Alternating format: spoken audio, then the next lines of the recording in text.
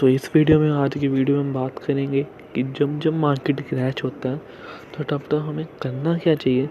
क्योंकि उस टाइम पे जो हमारा बिहेवियर होता है वो जो हम सोचते हैं उससे हमेशा अलग ही बन जाता है। और हम लॉन्ग टर्म इन्वेस्टर होते हैं तो जब वो लाल निशान पोर्टफोलियो पूरा दिन हर एक स्टॉक पे बना देखने को मिलता है तो ऑब्वियस सी बात है हमारा कैपिटल लगा है। डर सबको लगता है, तो उस डर से बचा तो नहीं जा सकता बट उसको कंट्रोल किया जा सकता है। तो और उस डर के टाइम पे हमें करना क्या चाहिए, ये सबसे ज़रूरी चीज़ होती है जो कि काफ़ी सारे लोगों को नहीं पता। जब मैं भी मार्केट में नहीं आया था मुझे भी डर लगता था, मुझे भी नहीं पता था कि अब मैं करूँ क्या, क्योंकि मेरे हर एक स्टॉक नीचे गिर रहे हैं। तो जब जब मार्केट क्रैश करें होएगी तो आपने उस वक्त क्या करना है, तो उसका सबसे पहला जो पॉइंट है हमने देखना है कि रीज़न कैसा है और कितना इफ़ेक्टिव है। अगर जैसे कोविड पे दोबारा आती है तो मार्केट बहुत सर्किट्स लगे थे लगातार, ये सबको पता है। मार्केट पे जो उस टाइम मार्केट में एक्टिव होंगे बहुत ही सर्किट लगे थे लगातार। तो उस टाइम पे हमारे शेयर्स कई जो रिलायंस वगैरह कंपनीज में शेयर्स को बेचे भी नहीं जा रहे थे। तो उस टाइम पे जो डर था वो ऑब्वियस रीज़न था, क्योंकि इतना हर एक स्टॉक जो वो large cap mid cap small cap कोई भी कंपनी थी, कितनी भी अच्छी कंपनी थी, एक हफ्ता कोई भी कंपनी में हमें ग्रीन निशान देखने को मिला नहीं। मैंने आप पहली बार इतना बड़ा क्रैश उन्हें सामने देखा था। तो डर लगता है ऐसे टाइम पे, क्योंकि ऑब्वियसली हम हार्ड अर्न मनी होती है हमारी, इतने ईजिली हम उसको कैसे जाने दें। तो उस डर के वक्त पे जब मार्केट रीज़न हमें पता चलती है, पहला पॉइंट था रीज़न पता करो उसका और इफ़ेक्ट पता करो कि जो उसका इफ़ेक्ट है वो कितना हो सकता है जो मार्केट के ऊपर। अगर कोविड में रीज़न था किसी को कुछ पता नहीं था कि वायरस क्या करेगा, कैसे सही होगा, कब ठीक होगा, ये पता था कि बहुत डेंजरस है और बंदे उससे मर सकते हैं। तो इस टाइम पे अगर आपके पास और कैश नहीं है तो अगर आपने सेल ऑफ करना है तो कर सकते हो, क्योंकि मार्केट के गिरने की कोई लिमिट नहीं थी उस टाइम पे। कोई सपोर्ट रेजिस्टेंस कोई काम नहीं कर रहे थे। रोज़ हर एक नया लो बन जाता था, हफ्ते तक तो यही कुछ होता रहा। तो मार्केट बहुत ही नीचे आ गई थी उस टाइम पे। तो सेम पैनिक नहीं करना चाहिए उस टाइम पे। जो लोग कर रहे थे वॉरेन बफेट भी ये कहते हैं, जब others are greedy be fearful. Fearful मतलब क्योंकि जब मार्केट ऊपर जा रही होती है तो ग्रीडी मतलब भूख, उनको होती है लालच। तो लोग तब मार्केट में, तब हमें डरना चाहिए, तब नया पैसा हमेशा टॉप मार्केट पे नहीं डालना चाहिए।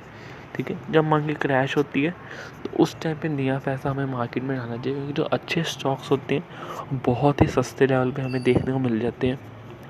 तो सबसे पहले रीज़न देखो और उसका इफ़ेक्ट देखो।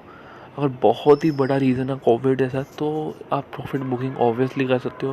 क्यों, अगर पैसे की कमी है आपके पास, क्योंकि वही एक अपॉर्चुनिटी होती है अच्छे शेयर्स को बहुत ही अच्छे लेवल्स पे ख़रीदने की।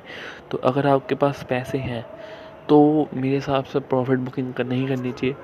पर्सनली मैंने भी कोविड के लेवल पे 1 रुपये का भी कोई शेयर नहीं बेचा था, बट ख़रीदा मैंने बहुत सारा था, क्योंकि वो टाइम ख़रीदने का था, बेचने का नहीं। तो अगर नहीं आपके पास कैपिटल अच्छा खासा है तो आप शेयर्स को सेल नहीं करो, मेरे हिसाब से ना करो। बट अगर कैश क्रंच है आपके पास थोड़ा सा, सो आपको प्रॉफिट बुकिंग कर सकते हो और पैसों को उनको सेव करके रख सकते हो। क्योंकि वो सिचुएशन बहुत अनफॉर्चुनेट थी, पता नहीं था क्या होगा, सर्वाइवर्स तक मुश्किल हो गए थे। तो कई सारे लोगों को बहुत इफ़ेक्ट हुए थे। तो ऐसे सिचुएशन की हम बात कर रहे हैं। तो अगर पैसे नहीं हैं तो ही बुक करो, नहीं तो उन शेयर्स को पोर्टफोलियो में होल्ड कर रखो और कभी भी टॉप मार्केट में नहीं बाई करना। तो ये थी सेकंड चीज़। और थर्ड चीज़, उस टाइम पे तो स्टॉक्स हर एक स्टॉक गिर रहा है, कोई फंडामेंटल्स कोई टेक्निकल्स हमें पता नहीं क्या होएगा।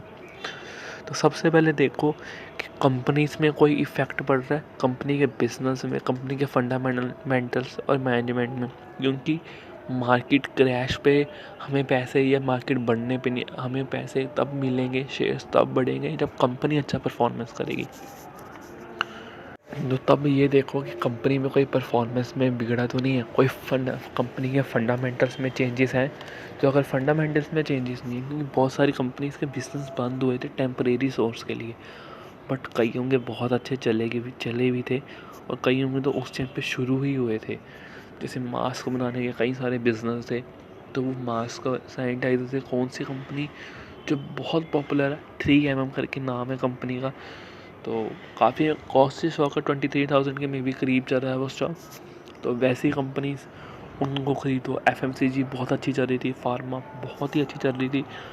तो बट वो ये बात नहीं कि वो गिरी नहीं थी, वो स्टार्टिंग में गिरी थी, क्योंकि उस टाइम पे कुछ भी नहीं पता था, किसी को भी नहीं पता था कि क्या हो रहा है क्या नहीं हो रहा। तो स्टार्टिंग में गिरी और सब कुछ बंद हो गया, बट फार्मा और FMCG नहीं चले, बंद हुए।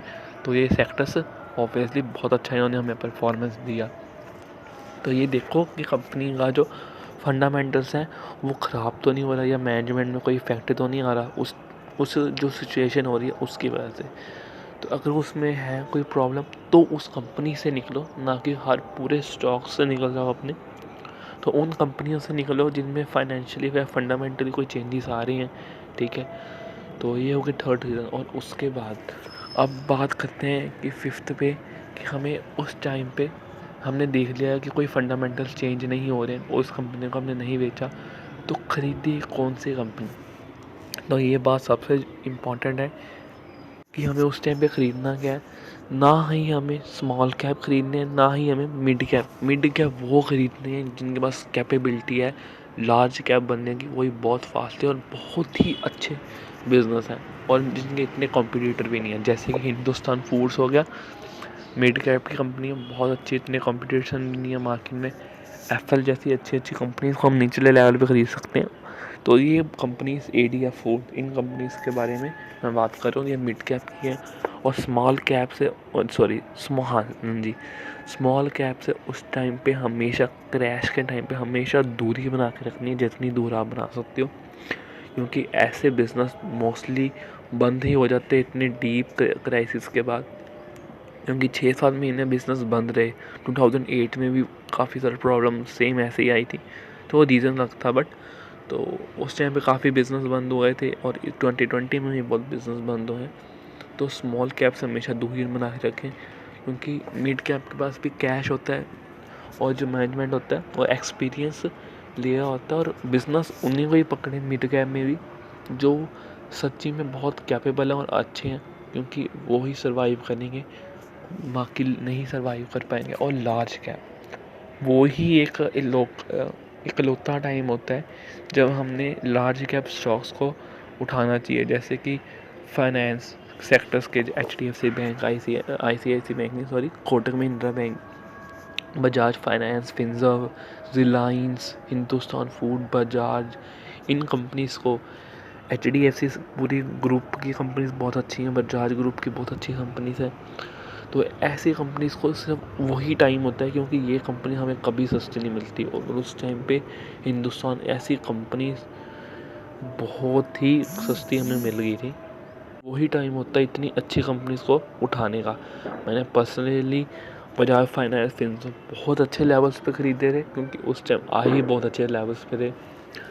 तो मैंने एक वीडियो भी बनाई थी, तो वहाँ से हमें 100-150% के profit already Bajaj Finserv, finance वगैरह में, HDFC लाइफ, ऐसी कंपनीज। तो मैं एक वीडियो आज बना दूंगा जिसमें आपको पता चल जाएगा कि कौन सी अच्छी कंपनीज है, लार्ज कैप की, स्मॉल कैप की और मिड कैप की, जो हमें उस टाइम पे बाय करनी चाहिए। सो ये थी मेरी एनालिसिस कि हमें क्रैश के टाइम पे क्या करना चाहिए, क्योंकि वो सिचुएशन बहुत डेंजरस होती है इन्वेस्टर के लिए, क्योंकि वो जो डर का माहौल होता है वो समझ सकते हैं, जिनको नहीं पता होता कि क्या करना चाहिए, और जिनको पता है उनको पता है कि क्या करना है। और अब वो बातें आप सबको भी पता है कि आपको क्रैश के टाइम पे क्या करना है। रिवाइज़ कर, सबसे पहले रीज़न चेक करना है कि रीज़न क्या है, कंपनीज़ के फंडामेंटल्स, ठीक है, और कितना इफ़ेक्ट पड़ेगा। स्मॉल कैप बिल्कुल नहीं ख़रीदना, लार्ज कैप और मिड कैप की बेस्ट स्टॉक्स ख़रीदने हैं, और सबसे ज़्यादा प्रेफरेंस लार्ज कैप की बड़ी बड़ी कंपनीज़ को देनी है। So thank you for watching this video, good bye.